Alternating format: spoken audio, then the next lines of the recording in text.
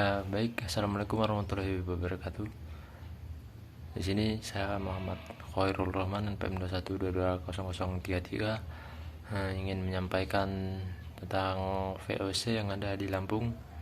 Nah, sebelumnya untuk membahas materinya, ada beberapa cuplikan video yang ada di Museum Lampung ya. Bisa dilihat.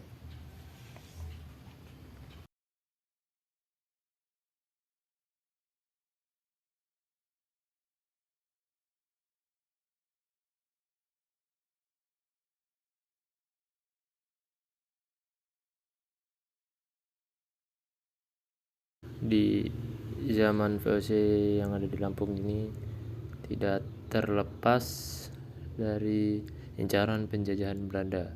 Tatkala Banten di bawah pimpinan Sultan Ageng Tirtayasa pada tahun 1651 sampai 1683, Banten berhasil menjadi pusat perdagangan yang dapat menyaingi VOC di perairan Jawa, Sumatera, dan Maluku. Sultan Agung ini dalam upaya meluaskan wilayah kekuasaan Banten mendapat hambatan karena dihalang-halangi VOC yang bersekol di Batavia. Nah, singkatnya itu pada 29 Agustus tahun 1682, armada maskapai dagang Belanda VOC dan Kesultanan Banten mendarat di Lampung. Kedatangan kedua armada dalam rangka serah terima kekuasaan perdagangan rempah, rempahnya itu ada lada, di Lampung kepada VOC. Penyerahan itu sebagai hadiah. Namun agenda itu tak berjalan baik. VOC gagal memonopoli lada setempat sebab tak semua penguasa Lampung langsung tunduk kepada Sultan Haji yang notabene anak dari penguasa sebelumnya, Sultan Agung Tirtayasa. Nah, itu bisa dilihat gambar dari lada dan rempah-rempahnya.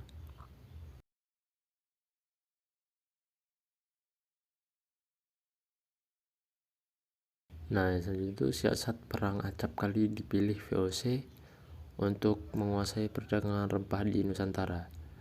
VOC percaya diri ajian perang dapat memberi efek jera kepada musuh. Kemudian monopoli perdagangan dapat berlangsung. Nyatanya siasat itu kurang efektif. Pengeluaran VOC membengkak karenanya, belum lagi jatuhnya korban yang membuat kekuatan VOC itu menurun. Alih-alih untung, tapi VOC itu malah buntung. Siasat pun diubah. VOC maju dengan siasat baru yang lebih jitu. Minim keluar dana pula dibanding menggelarakan perang Divide et Impera, atau yang saya itu adu domba.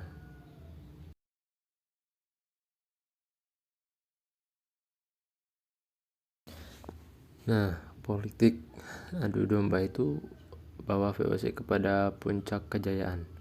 Bahkan yang belum pernah terpikirkan sebelumnya oleh penjajah, VOC tinggal mencari pihak-pihak yang berseteru pada suatu wilayah.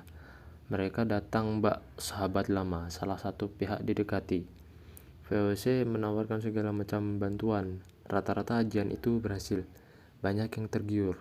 Sultan Haji misalnya, ia sedang berkonflik dengan ayahnya, Sultan Ageng Tirtayasa, paling membutuhkan bantuan Belanda. Sultan Haji menjadikan Belanda sebagai sekutu. Dengan senjata ampuhnya yang terkenal di dalam sejarah Indonesia dengan nama Divide et Impera atau politik pecah belah, akhirnya kaum penjajah Belanda dapat menguasai baik kerajaan Banten maupun kerajaan Mataram. Kerajaan Mataram pun yang pada masa pemerintahan Sultan Agung Hanyakarakusuma itu mencapai puncak kejayaannya karena senjata Divide et Impera Belanda akhirnya terpecah belah menjadi kerajaan-kerajaan kecil yang berada di bawah kekuasaan penjajahan Belanda.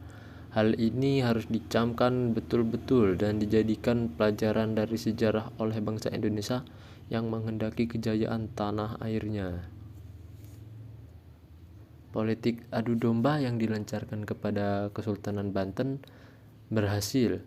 Sultan Haji berhasil merebut tahta orang nomor 1 Banten. Sebagai imbalan, Sultan Haji pun memberikan Belanda banyak kebebasan berdagang di wilayahnya. Banten memberikan izin Belanda untuk memonopoli wilayah kekuasaannya di Lampung pada 1682.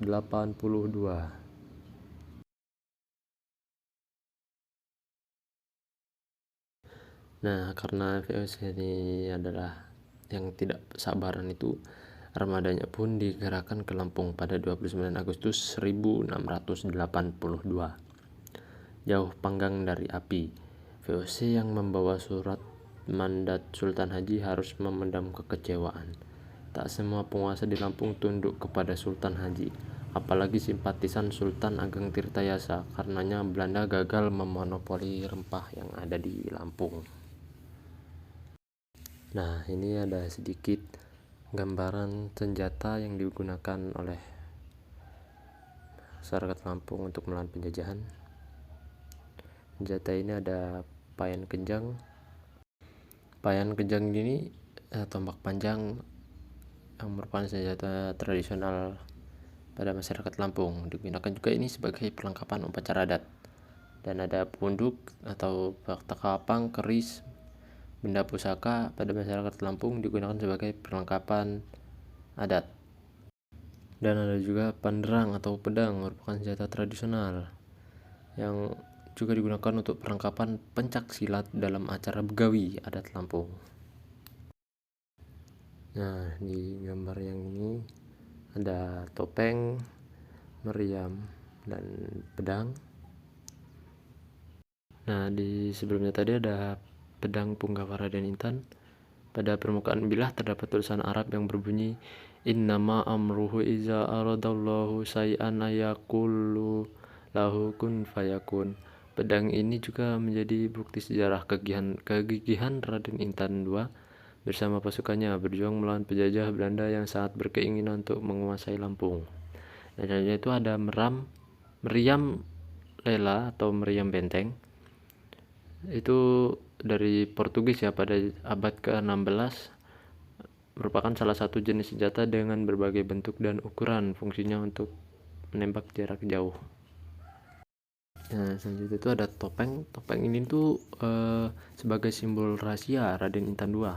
Topeng dikenakan dalam tari topeng klasik dalam bentuk drama tari, digunakan untuk menggambarkan kepahlawanan di daerah Lampung Selatan.